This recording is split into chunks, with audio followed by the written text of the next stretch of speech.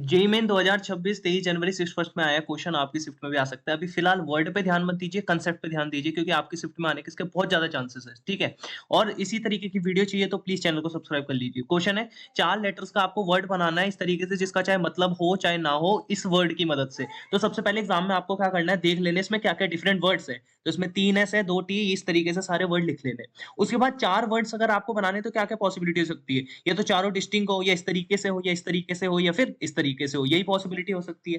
तो अब समझते हैं एक एक पॉसिबिलिटी को कैसे बना सकते हैं। अब सोचो आपको अगर चारों डिफरेंट वर्ड चाहिए, अगर आपको चारों डिफरेंट वर्ड चाहिए तो ऑब्वियसली बात है कि आपको इन 7 में से हर किसी में से एक एक उठाना पड़ेगा। तो कितने वेज होंगे उसके, 7C4 उठाने के। और वर्ड भी बनाना है तो आपस में मैं कितने तरीके से अरेंज कर सकता हूँ, 4 फैक्टोरियल से अरेंज कर सकता हूँ।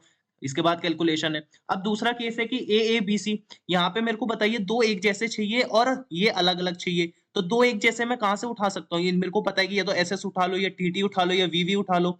तो इन तीनों में से मैं अगर कोई सा भी एक वर्ड उठा लूं तो इस बात की गारंटी है उसमें दो एक जैसे रिपीट दिखेंगे। अब मान लीजिए मैंने इसमें से एस वाला उठा लिया या कोई सा भी एक उठा लिया, तो अब रिमेनिंग मेरे पे कितने वर्ड बचे, एक दो तीन चार पांच छह, मेरे पे छह बचे।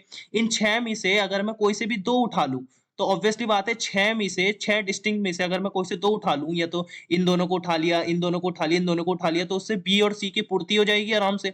अब ये देखो दो रिपीट कर रहे हैं, दो अलग है, तो और एक और चीज, एक और चीज। अब क्योंकि ये तो मैंने सिर्फ सिलेक्शन के वेज बताया, मैंने अरेंज भी तो करना है। जब मैंने अरेंज करूंगा तो क्या होगा, 4 फैक्टोरियल डिवाइड बाई 2 फैक्टोरियल, क्योंकि चार वर्ड हैं, दो रिपीट कर रहे हैं, दो फैक्टोरियल से डिवाइड।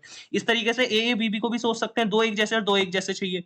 तो अगर दो एक जैसे चाहिए तो पहले तो गारंटी है 3 में से कोई सा उठाना पड़ेगा। ठीक है, तो कितने तरीके हो जाएंगे, 3C2, है ना, कि भाई तीन में से कोई से दो उठा लिए, तो तीन में से दो उठा लिए तो मतलब ये तो मैंने ये वाला उठा लिया तो एस एस टी टी हो जाएगा।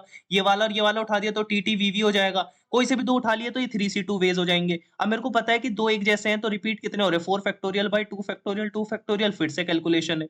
अब ए बी बी, अब तीन एक जैसे होने चाहिए, तो तीन एक जैसे तो तभी पॉसिबल है जब मैं एस वाले को उठाऊंगा। तो गारंटी है कि एक ही तरीका होगा इसको भरने का, जब एस एस एस यहाँ पे आ जाएगा, क्योंकि तीनों एक जैसे चाहिए भाई। और जो चौथा वाला है उसमें से मेरे को पता है कि रिमेनिंग में से मैं कोई सा भी एक वर्ड उठा सकता हूँ, एक दो तीन चार पांच छह सात, मतलब सॉरी छह, तो छह में से मैं कोई सा भी एक उठा सकता हूँ। तो कितने वेज हो जाएंगे, 6C1। और मेरे को पता है कि ये कितने तरीके से अरेंज भी होगा आपस में। अच्छा, एस एस एस भरने का तो एक ही तरीका है, ठीक है। और कितने तरीके से अरेंज हो जाएंगे, 4 फैक्टोरियल बाई 3 फैक्टोरियल। तो इसको कैलकुलेट, इसको कैलकुलेट, इसको कैलकुलेट, इसको कैलकुलेट करके जो भी आपका आंसर आएगा एग्जाम में, तो आपको कैलकुलेशन करनी होगी, that will be the correct answer 142। तो ऐसी वीडियो चाहिए तो प्लीज चैनल को सब्सक्राइब कर लीजिए, बहुत अच्छे अच्छे सॉल्यूशन मेथड के वाइज आपको सिखाऊंगा। Thank you.